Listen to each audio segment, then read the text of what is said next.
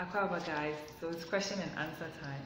So the question I got today was again based on what I was speaking on the other day about Caleb and Joshua and the other Israelites, the 10 spies who did not have a good report, and therefore the Israelites believed them and none of them entered the promised land.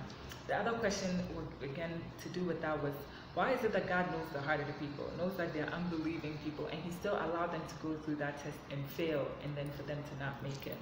I mean, I can't, claim to know God's complete mind. But what I would answer with that question is that, you see, this Bible, right here, this good book, the power is not in the book, as I always say, it's the word. And the reason why this being who is invisible, who is omniscient and omnipotent, and who is so far above us, like he's a being that we cannot even fully fathom. He's so high, right? The reason why he left this information in the scriptures for us is so that we could relate to him, so we could know who he is, know who we are, so we could have some kind of way to communicate with one another. But most importantly, he sent us to earth for a purpose, right? To do something. So it's our information. It's like our user's manual to know who we are and what we are to do here. So this story, honestly, I believe that it's just to teach us, the people who were coming after them. Yes, it was to teach them a lesson and to teach the young people, especially the ones who did not die, who were going to enter the kingdom of Yahweh, Canaan, the promised land with Joshua and Caleb. It was to teach them that this God we're serving, as I said the other day, it's his way or the enemy's way. There's no in between.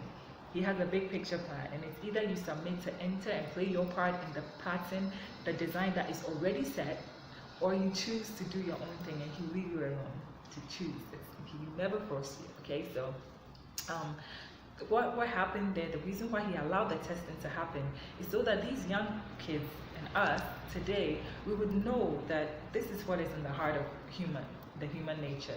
Like, no matter what God does, he opened the sea, guys. He parted a whole ocean before these guys' eyes, and somehow they still didn't think he was powerful enough to destroy some giants, really.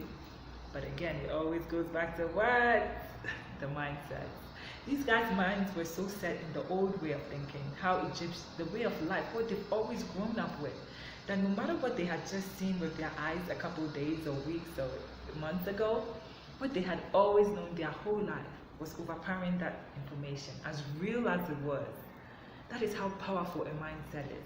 It's so strong, it's so set, that when the new thing comes, until your mindset has been changed, until that wineskin has been made new, no matter how good the new kingdom wine that is coming is, you will not believe it, you will dismantle it, you will destroy, you will talk against it, you will doubt it, because your mind has already been wrongly set from the beginning.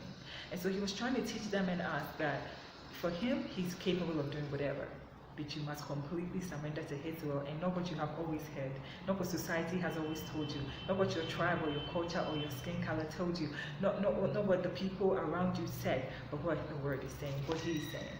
For Christ, the living word is telling you is all that you focus on, because with him all things are possible. So to answer that question, it's not that he was just trying to be mean again.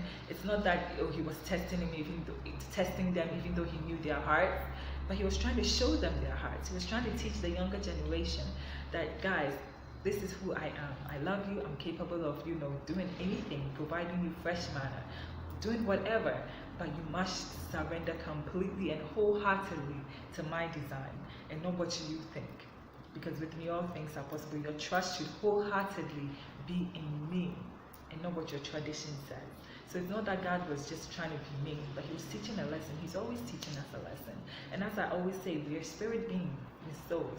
We are not this physical thing that we see here. We're not this one. So those 40, I'm sorry, not the 40, the other millions that did not enter the promised land. Yeah, they didn't physically enter the promised land on earth, but it doesn't mean they died. God has an eternal picture, guys. We are spirits with souls. We never die. So let's focus on what he's trying to teach us while we're on earth, because that's why we're here.